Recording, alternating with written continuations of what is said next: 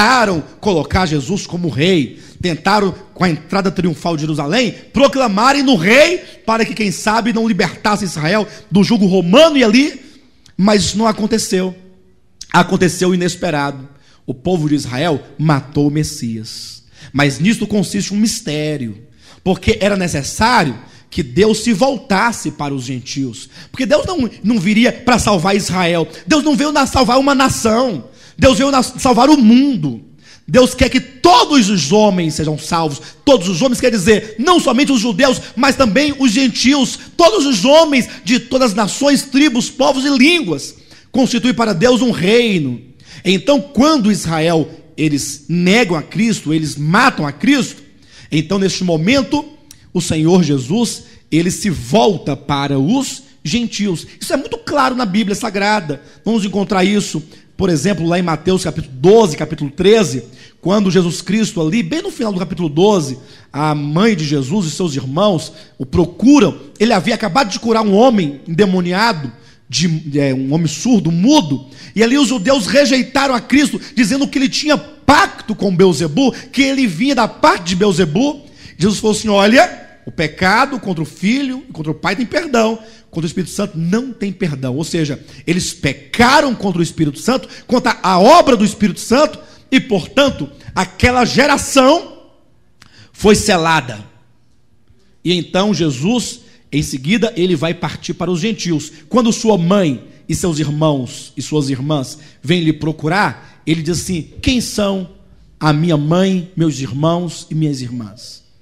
Veja como que ele corta o vínculo carnal. É lógico que essa palavra não era dura para sua mãe, mas como a sua mãe e seus irmãos representam a ligação sanguínea de Cristo, homem, com o seu povo, ele diz: a minha família são todos aqueles que fazem a vontade do meu Pai.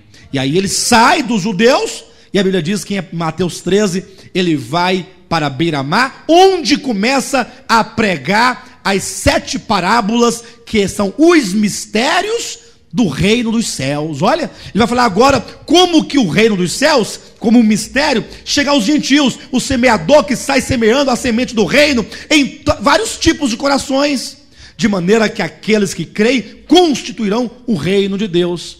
Então, quando o povo de Israel mata a Cristo crucificado, rejeita o Messias, o Cristo de Deus, então as 70 semanas são ali interrompidas. Jesus não poderia simplesmente falar assim: ah é? Vocês me rejeitaram? Então tá bom, então vão todo mundo para o inferno, que agora eu vou para os gentios e vou para quem me quiser. Ele não poderia fazer isso, porque tem um pacto com Israel. E até porque a nação de Israel teria que ser preservada para o tempo do reino milenar, que será a base do governo messiânico de Jesus Cristo. Então, como se havia passado apenas 69 semanas e os judeus rejeitaram a Cristo, então é como que Deus desse uma pausa, né, na história dos judeus. Para a história dos judeus por aqui. Cumpriram-se até então apenas 69 semanas, 483 anos. Dá uma pausa. Depois nós vamos retomar a história dos judeus. Faltam 7 anos para completar. Dar essa pausa por quê? Porque aqui neste intervalo eu quero introduzir o tempo dos gentios. Lucas 21, 24. E também vamos comparar esse texto a Daniel 9, 26. Vamos ler os dois textos, tá bom? Então vamos ler Daniel 9, 26 e então Lucas 21, 24. 9, 26 de Daniel diz assim: depois das 62 semanas será morto um ungido, e já não estará. E o povo de um príncipe que há de vir destruirá a cidade e o santuário, e o seu fim será no dilúvio. Está predito que é a destruição de Jerusalém? Aqui? Oi? Está prevista aqui a destruição de Jerusalém? Vamos ler de novo? Depois das 62 semanas será morto um ungido e já não estará. E o povo de um príncipe que há de vir destruirá a cidade e o santuário. Está previsto nas 70 semanas aqui a destruição de Jerusalém? Agora veja o que Jesus vai falar sobre a destruição de Jerusalém em Lucas 21, 24. Cairão a fio de espada e serão levados cativos para todas as nações, e até que o tempo ou os tempos dos gentios se completem, Jerusalém será pisada por eles. Por quanto tempo Jerusalém seria pisada? Até que se completassem o tempo dos gentios, Jerusalém será pisada. Queridos, com a morte de Cristo, quando houve aqui a interrupção, quando os judeus rejeitam a Cristo, introduz-se o tempo dos gentios. É o tempo em que o Senhor, ele vai tratar com os gentios. É por isso que ele começou a salvar os gentios. E, inclusive, nós, como éramos gentios, fomos salvos dentro desta era dos gentios. E então essa era dos gentios, ela é composta por 7 períodos. Apocalipse capítulos 2 e 3. Vejam, o relógio da igreja, o terceiro relógio. Dos judeus, nós verificamos que falta uma semana apenas, faltam 7 anos apenas, para que se conclua e se consuma a história dos judeus. 7 anos. Mas como a história dos judeus foi interrompida, foi colocado ali no meio um intervalo, esse gráfico é claro? Dá para entender que há uma inserção de tempo, e esse tempo já dura 2000 anos, e esse intervalo então, ele é constituído em 7 períodos. São as 7 igrejas do Apocalipse: Éfeso, Esmirna, Pérgamo, Tiatira, Sardes, Filadélfia e Laodiceia. Cada uma dessas igrejas representando um período da história da igreja. Éfeso, a igreja do primeiro século. Se você ler a carta a Éfeso, Apocalipse capítulo 2, versículos de 1 a 7, e você então olhar para a igreja do primeiro século, você vai ver ali um retrato dessa igreja.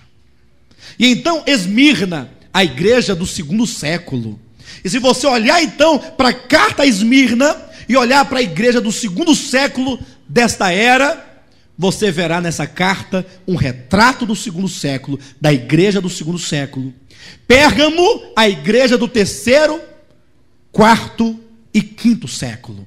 Se você olhar para essa carta, ler o que diz nessa carta, e olhar então para o retrato da igreja, ou para a igreja dos séculos terceiro, quarto e quinto, você verá ali um retrato, ou seja, verá na carta um retrato da igreja desses 3 séculos. Tiatira, a igreja do século VI até o século XV. Se você olhar para a igreja da Idade Média e olhar então para esta carta, você verá na carta um retrato da igreja da Idade Média. Inclusive, cada um desses nomes aqui, embora nomes de cidades daquele tempo, mas são nomes proféticos, porque esses nomes possuem significados que apontam para a natureza e para a história de cada uma dessas igrejas e de cada um desses períodos. Se você olhar para Sardes, Sardes também como um período da igreja do século 16 e 17, tempo da reforma. E então Filadélfia, a igreja do século 18, e então Laodiceia, a igreja do século 19, 20 e 21. No relógio dos gentios, nós estamos já nos pés da estátua. Logo virão os 10 dedos, e logo a grande pedra, que é o reino de Jesus Cristo, será lançada do céu à terra contra todas estas nações gentílicas. Essa pedra que será lançada é o reino de Cristo, é o próprio Cristo e os seus cristãos vencedores, e os seus vencedores, não cristãos, os seus vencedores, que inclui também aqueles do Antigo Testamento, que virá com ele, e então vai destruir os reinos da terra, e essa pedra vai crescer. É o reino de Cristo implantado sobre a terra. No relógio dos gentios, nós estamos nos pés da estátua, estamos a um passo. Estamos a quantos minutos para meia-noite? Eu falei 3, queridos, mas isso não é doutrina não, tá? pode ser 2, pode ser 5, né? Quando a gente fala 3 ou fala 2, que seja, a gente quer dizer o seguinte: olha, está muito próximo. Está muito próximo. Irmãos, se essas profecias, elas começam lá atrás, no ano 600 antes de Cristo, ou 445 antes de Cristo, e elas vieram se cumprindo cabalmente até hoje, vocês acham que vai falhar exatamente agora que falta um passo? Vai falhar, irmã Andréia? A palavra de Deus vai falhar? Não falha. Então, no relógio dos judeus, nós já foram cumpridas 69 semanas. Só falta uma semana. E sabe quando é que essa última semana vai começar? Quando despontar os dedos da estátua. Os dedos da estátua é o governo do anticristo. E a última semana começa exatamente com o governo do anticristo na sua primeira face, ou fase, que é aquele cavalo branco do primeiro selo de Apocalipse capítulo 6, de que falaremos ainda hoje à noite. Mas agora, então, nós estamos no intervalo. O intervalo, as 7 igrejas, também é um relógio profético. Por quê? Porque se nós estamos na igreja em Éfeso, se nós vivemos na igreja do primeiro século, ora, então ainda faltam 6 igrejas, ainda faltam tanto de períodos proféticos a serem cumpridos. Mas nós estamos em Éfeso? Em Esmirna? Nós estamos em Pérgamo? Em Tiatira? Já se passou tudo isso? Sardes? Estamos em Filadélfia? Irmãos, nós estamos onde? Em Laodiceia. Nós estamos na última igreja e já se vão 3 séculos de Laodiceia.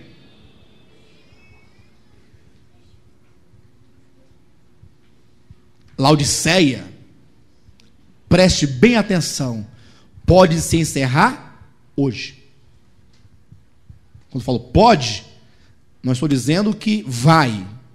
Eu quero dizer que nós não sabemos. Pastor, e o que vai marcar o fim da era da igreja? Da última igreja, para nós podermos entrar na última semana, que são os dedos da estátua. Romanos, capítulo 11. Vou falar para os irmãos 2 eventos que marcam o fim da era da igreja. Um evento, nós não poderemos vê-lo, é invisível. Mas o outro evento é visível e público. Romanos capítulo 11, versículo 25, veja o que diz: porque não quero, irmãos, que ignoreis este mistério, para que não sejais presumidos em vós mesmos, que veio endurecimento em parte a Israel. Dá uma pausa. Por que foi introduzido aqui esse intervalo? Porque os judeus foram endurecidos, eles mataram a Cristo, crucificaram a Cristo, os seus corações foram endurecidos, porque senão não se cumpriria